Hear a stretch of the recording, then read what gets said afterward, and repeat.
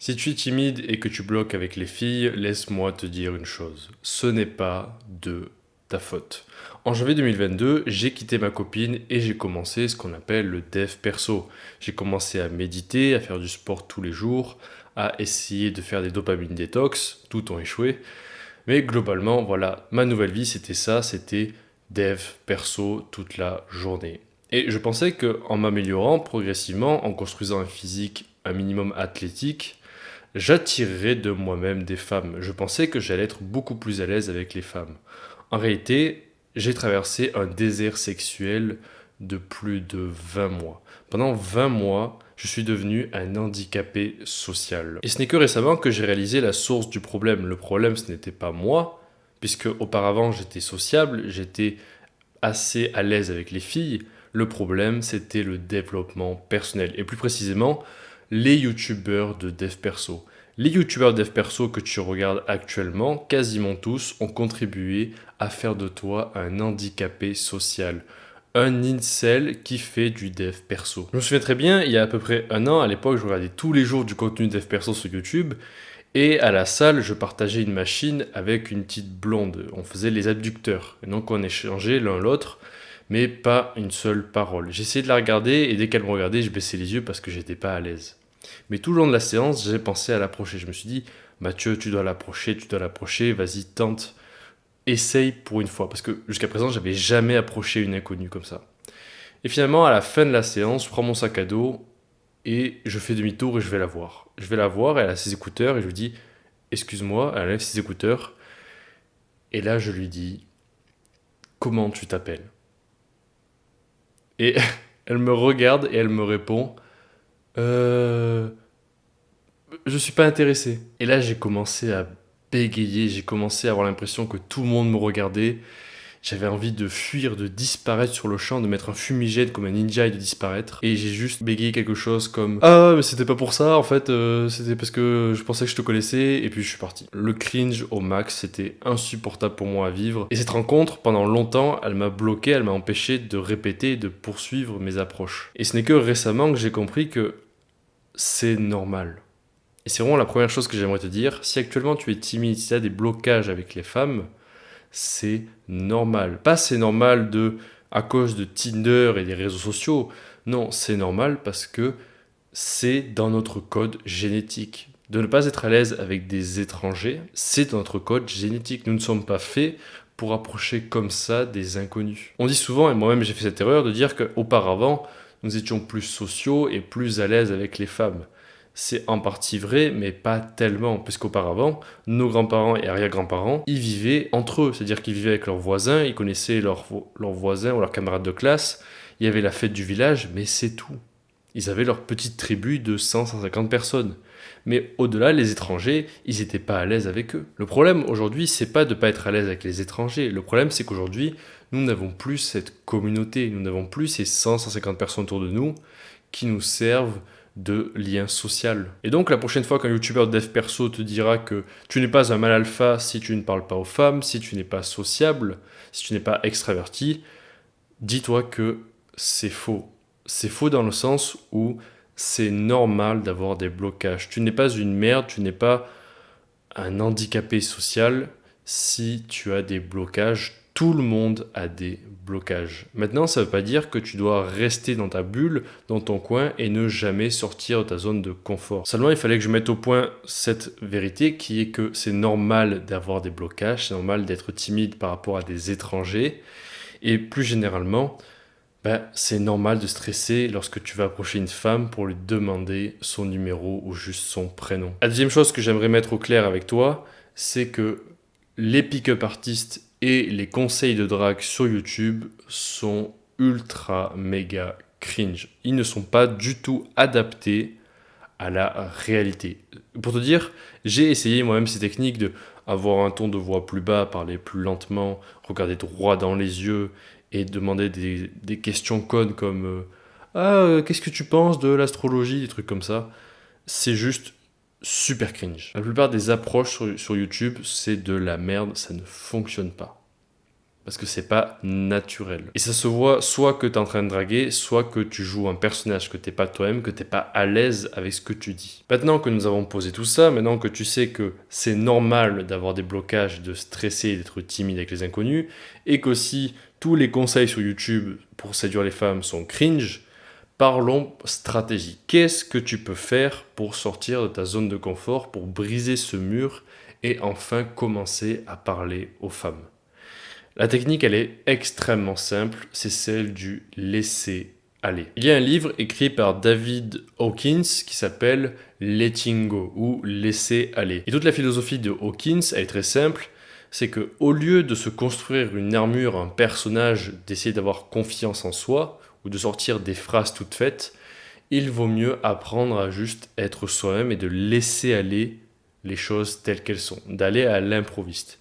Et donc, ça peut paraître contre-intuitif, mais mon meilleur conseil à te donner, ce qui m'a le plus débloqué pour approcher les femmes et en séduire, c'est d'arrêter tout ce qui est séduction, d'arrêter de sortir des phrases toutes faites et de juste y aller comme ça, tel que tu es. Tu dois te laisser aller et embrasser le cringe, parce que s'il y a bien une chose que tu dois comprendre, c'est que ce n'est pas le cringe le problème. Le problème, c'est que tu n'es pas capable de supporter le cringe. Comprends bien la nuance. Le cringe en lui-même, il est un peu aléatoire. C'est-à-dire que si ça vibe pas avec la personne, si finalement vous bégayez tous les deux, ça sera cringe. Mais ça n'empêche pas qu'à la fin, tu peux quand même avoir son numéro. Moi-même, j'ai eu une interaction avec une fille où quand elle m'a dit son prénom, j'ai pas compris son prénom. Parce qu'elle parlait très bas et elle-même était très introvertie.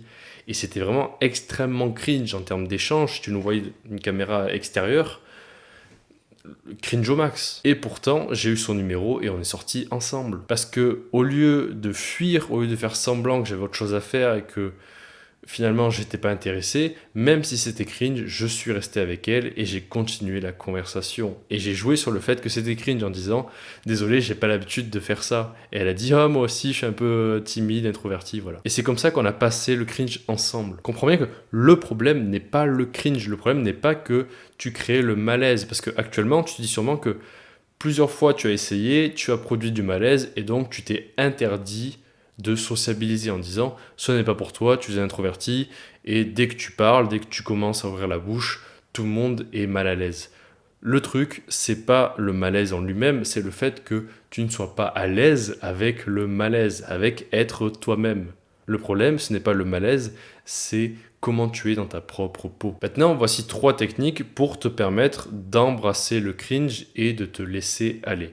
La première technique, c'est la visualisation avant la rencontre. Si tu sais à l'avance que tu risques de rencontrer des étrangers, notamment des filles qui peuvent te plaire, comme avant une soirée, avant la salle de sport ou avant d'aller à l'université, la visualisation peut t'aider. Qu'est-ce que tu visualises? C'est simple, tu fermes les yeux et tu te visualises en train d'approcher des gens et d'être sociable, en train de rire avec eux, en train de leur poser des questions, juste en train d'être un animal social.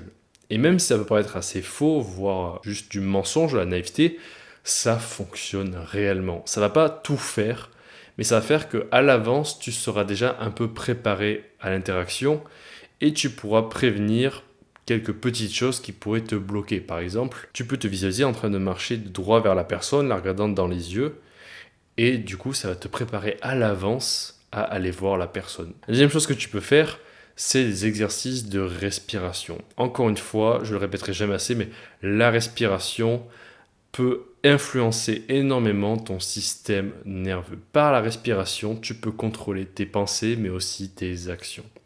Donc, ce que tu peux faire, c'est que d'abord tu visualises, puis tu te rends dans un endroit sociable, ça peut être la salle de sport ou une soirée, et là, avant de rentrer, tu prends une profonde inspiration. Juste avant d'approcher une personne que tu as en vue, répète ça.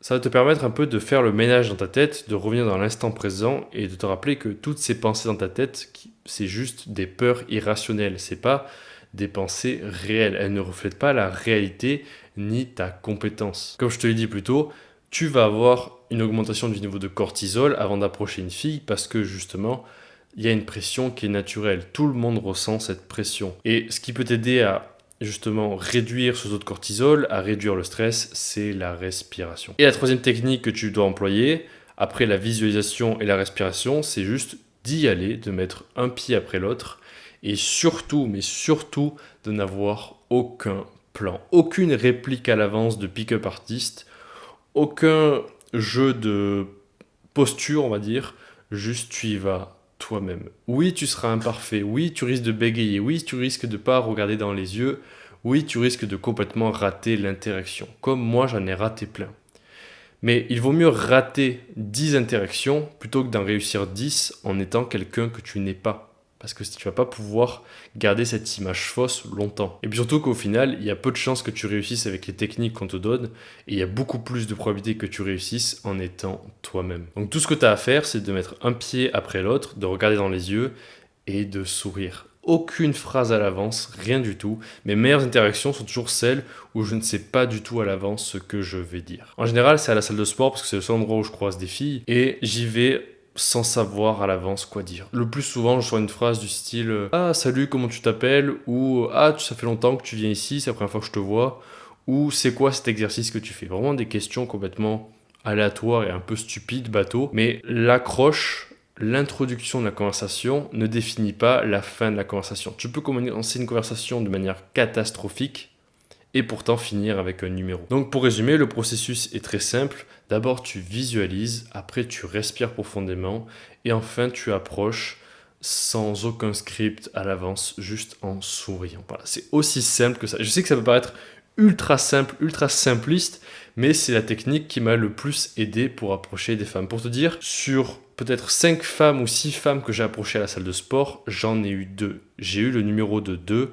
J'ai eu 2 filles. Donc le taux de réussite est plutôt pas mal. Et ce que j'ai remarqué, les interactions où j'ai le plus foiré, c'était que soit la fille juste n'était pas intéressée, soit parce que j'avais pas souri. Le sourire vraiment très important à l'avance parce que une fille, mais comme toi-même en fait, lorsque un étranger s'approche de nous, on est toujours un peu terrifié parce qu'on ne sait pas vraiment ce qui va se passer. On ne sait pas qu'est-ce qu'il va nous dire, on ne sait pas s'il va nous agresser ou pas. Du point de vue d'une fille, c'est toujours particulier. Donc essaye de sourire le plus possible, d'être le plus chaleureux, mais surtout ne joue pas un personnage que tu n'es pas, ne joue pas le mal alpha, ne sors pas des phrases toutes faites, ça ne marche pas. Maintenant, il suffit pas de faire ça une fois et c'est bon, tu auras une copine. Il faut faire ça beaucoup, beaucoup de fois. Je dirais que ce processus de visualisation, respiration, action, tu devrais le répéter au moins 50 fois. Au moins. Parce que c'est vraiment par la répétition que progressivement tu vas être de plus en plus à l'aise et tu vas développer des compétences naturellement pour être meilleur en séduction. Maintenant, je dois être totalement honnête avec toi, tu vas merder. Et tu vas merder beaucoup, beaucoup de fois. C'est pour ça que je te conseille de ne pas commencer comme moi je l'ai fait à la salle de sport. Parce que si tu recroises la personne, ça peut être extrêmement gênant.